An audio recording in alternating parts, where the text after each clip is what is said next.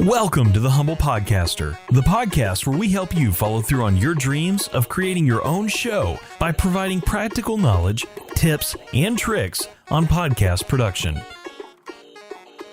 I'm your host, Chris Hill, and have you ever wondered what makes folks like Joe Rogan so successful at podcasting? I mean, think about it. He goes from hosting Fear Factor to being, for lack of a better term, a thought leader in our society because of his podcast, The Joe Rogan Experience. I mean, going from TV game show host to #1 podcaster in the world? Like, that's crazy. Well, in truth, it's really not, unless you consider an 11-year journey to its acquisition by Spotify, the big leap. By all accounts that I've researched, Joe Rogan started his podcast without much strategy. He wanted to have a show, and he had some minor celebrity because of his time on Fear Factor, and he leveraged that into getting good and increasingly interesting and more famous guests. Now, that's the incredibly truncated version anyway.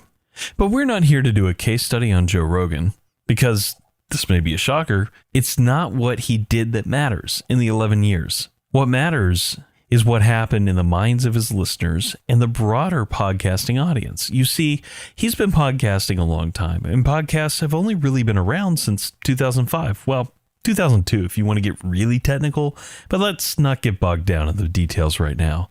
Because of his Fear Factor platform and his celebrity status, people already perceived him as someone interesting to listen to, which I'm sure propelled his early podcast growth. But what kept him going, aside from great interviews and content, was the fact that for many people, Joe became known for his podcasting to the point where many consider him synonymous with the word podcast.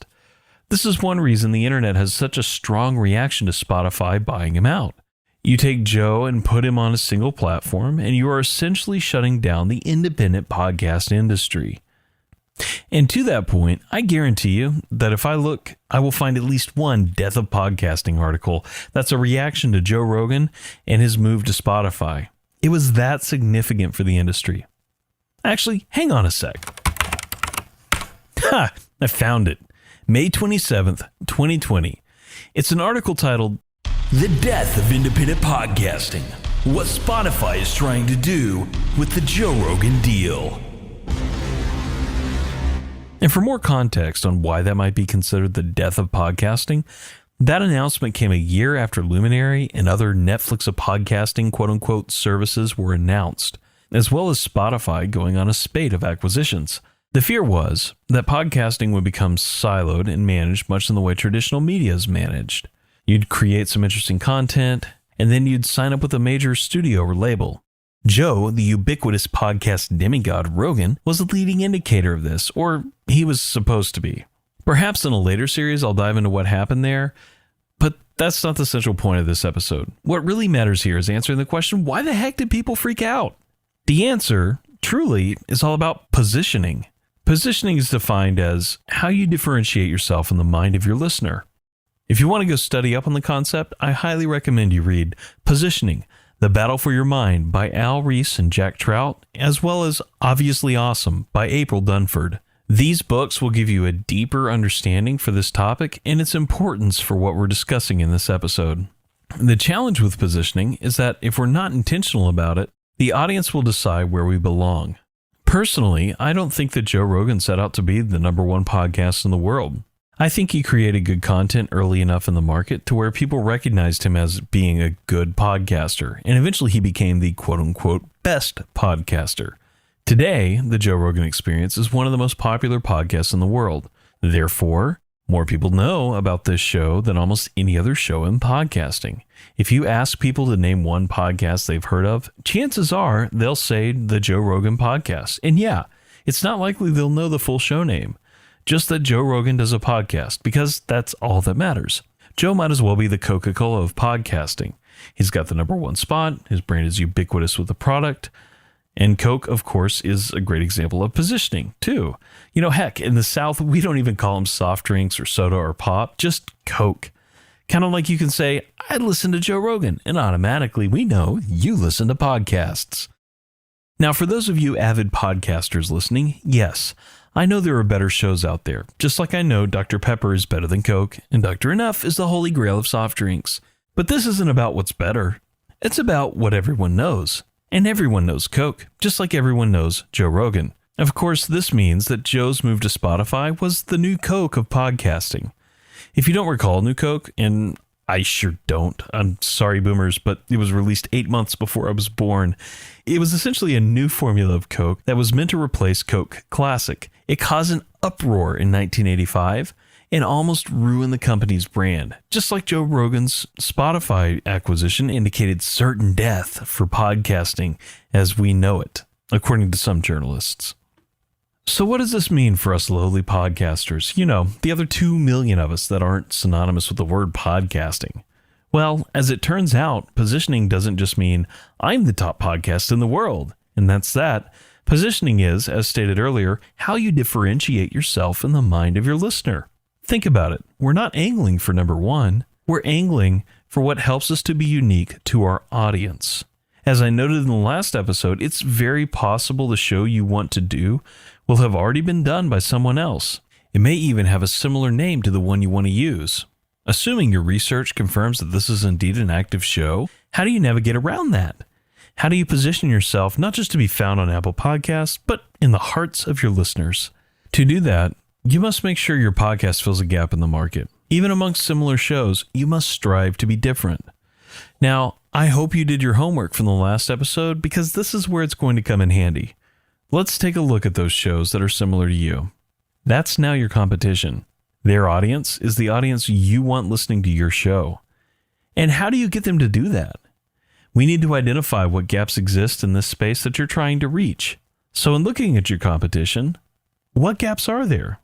For me, when developing our Humble Beer podcast, I looked at what other craft beer podcasts were out there. I identified about 20 of them that were popular.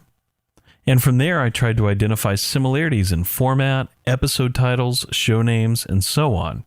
I was looking for any gap I could find. What became increasingly clear was that most shows don't interview the brewers. They just drink beer and shoot the breeze. And there were so many shows that were focused on being smart or snobby or experts that it was exhausting. This led me to realize that nobody was learning craft beer. They were just spouting their opinion on the flavor of a beer based on ABV, IBUs, and the brewery of origin, and they were really pretentious about it, too. If you drink Bud Light, shame on you. Shun the non-believer! Shun!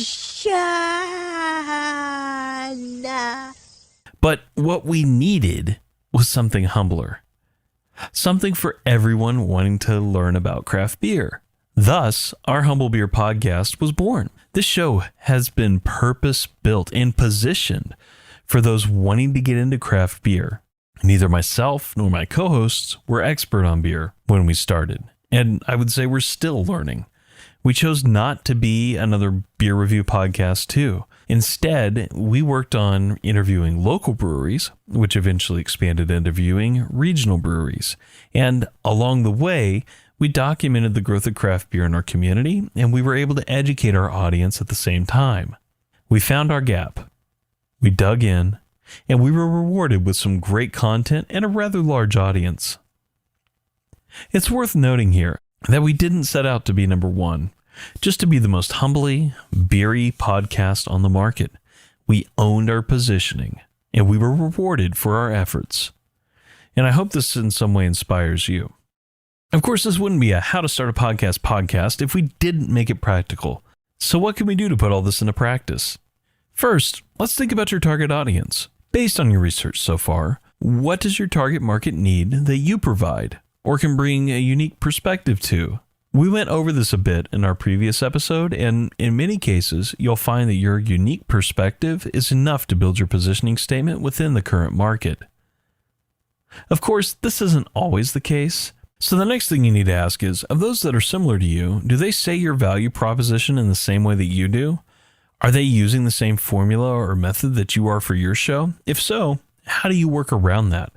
Can you do the opposite of them? Is there an angle that you have that they don't? Keep digging until you find that gap in the market. Once you've identified that gap, it's time to figure out how your show can fill that space. It's time for us to position your podcast. By this point, you should have copious notes on what your objective is for the show. how you plan to hit your target and your concept. And before we dive too deep into positioning, the first thing we need to do is revisit your concept and ask, does this make sense based on everything we've evaluated? If it does, great. If not, what needs to change? Once you've got that answered, we need to start narrowing in on our position. So the first question I'd ask is, based on your objective, target, concept, what is the message of your podcast? Your message should be the culmination of all these thoughts. It's the important idea you want to convey that fits with your concept. With Our Humble Beer, the message was that you don't have to be an expert to drink craft beer. And furthermore, that it didn't make you less of a person for drinking something that wasn't craft beer. Now that we've got that in place, we want to consider this question. How will people benefit from the message? I want you to imagine how people will benefit and write that down. For instance, when planning this show, my hope is that people will be able to start their own podcast and be successful with it as a result of the content we produce. And lastly, we want to boil down your positioning into one sentence or tagline. Take your multi-sentence thoughts as well as your messaging and make it simple enough for someone to understand at a glance. As way of example, for Our Humble Beer, it was the humbler side of craft beer for the obvious play on the name of the podcast and to help people know we're not trying to be one of those podcasts. It's also by this point that you should have a solid idea of what you want your show's name to be. If you don't, that'll be part of your homework. For your homework, think over all we've discussed so far. Is there something in your description, messaging, or even one-sentence description that you can put into the name of the show? Be thinking about it. And for next time, I want you to have both that one-sentence description as well as your podcast's name ready to go. And speaking of the next episode, next time we'll be discussing your show's format, structure, and how to create an intro and outro for your show. It'll be fun! And I look forward to having you back with us on the next episode. Thank you for listening to The Humble Podcaster. You can keep up with the latest on the podcast at humblepodcaster.com and be sure to follow us on Spotify, Apple Podcasts, or wherever you listen to podcasts. If you want to connect with us on social media, you can find us at HumblePod on Twitter, Facebook, and Instagram. And remember, stay humble, stay on course, and keep on podcasting.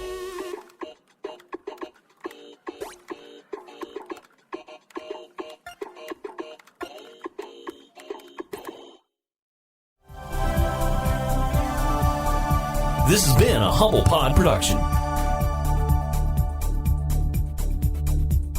Stay humble.